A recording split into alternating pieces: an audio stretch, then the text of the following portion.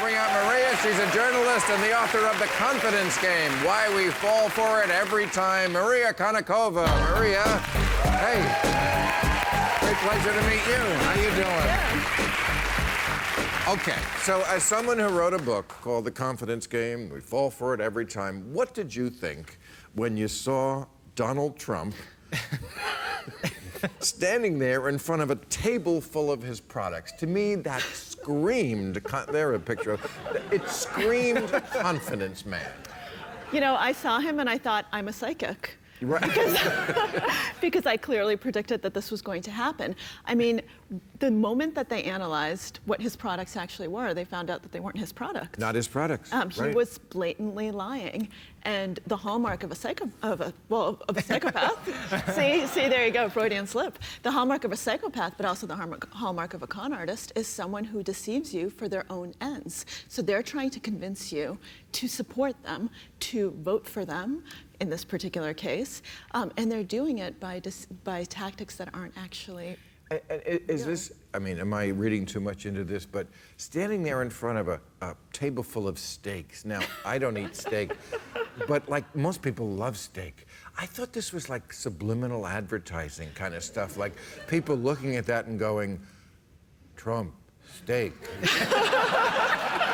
If I vote Trump, I'll eat steak. I mean, they look juicy, you know, steaks look good. People are like, And you know what? Think of the voters he's trying to appeal to. Right. So he's actually going for that people who would like to eat steak but can't afford it. People who want to eat steak. Right. Let them eat steak. What? Yeah, it's true. And I think that we see him trying to get the popular vote. It's the same appeal that he makes all the time, that he is honest, he's a man of the people. He's telling everyone exactly what they want to hear, and he doesn't actually say anything. So that's what confidence artists do. So he's a con man, but he is a good one. He's a very good con man. That's why they're called con artists. Right. The art of the deal, right. And you make the point that, you know, everyone is saying that Donald Trump has hijacked the party, but a con man doesn't take anything from a person. No. You give it to him willingly. Absolutely, yes. We give them our confidence. Right. The origin of the term confidence game was a man who stole watches, but he never actually stole them. He went up to people on the streets and said, have you confidence in me to lend me your watch until tomorrow? Oh. And people gave them his watch because they gave him their confidence. And that's exactly what Trump is doing to the party. He isn't asking anyone for anything. People are willingly giving their trust and their confidence. The more I read about this Trump University, the more it sounds like Scientology. It does. People, it is. People paying great sums of money to find out a secret that isn't really a secret. And people being coerced to keep giving good ratings. We have Scientology, where you also have some of the same coercive tactics, where people basically get brainwashed into saying that Scientology is wonderful. Trump's university's 98% approval ratings. I mean, when we read about— Is that true? They really do have that high approval rating? Absolutely, absolutely. Every single person stands behind that rating. So they have people watching them and calling them.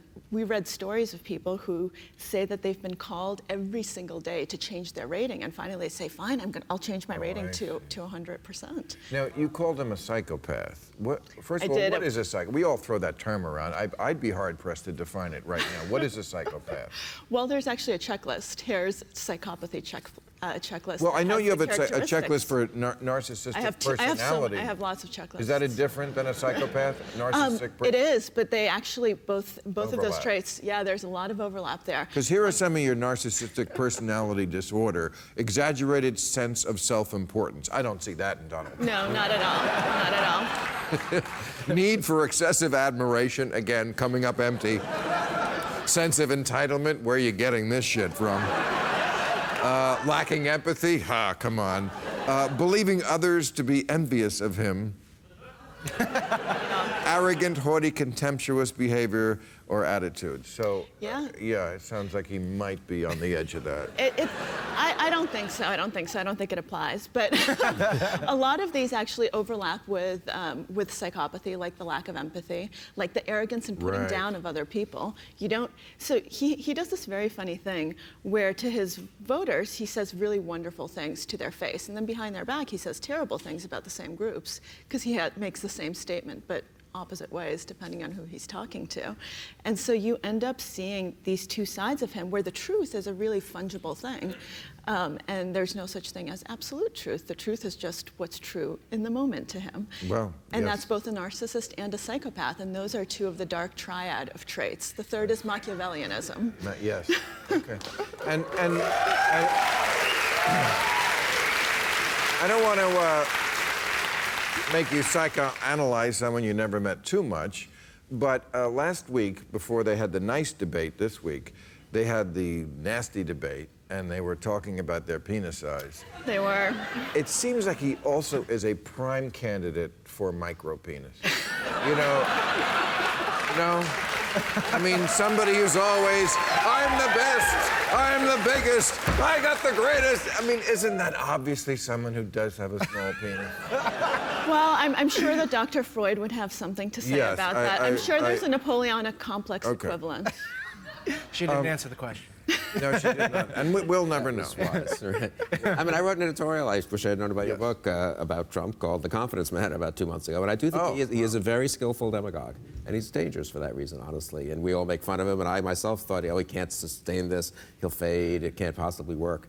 But it has worked more than I would have thought. I feel like what's so dangerous about him is that we now have seen him for so many months and gotten so used to all this behavior, the incredibly ridiculous bragging and the insulting of everyone who looks at him the wrong way, that it's so baked in the cake now that he's a loon that he can almost, there's nothing he can do that shocks us anymore, or people don't go, oh, well, that's Donald Trump for you.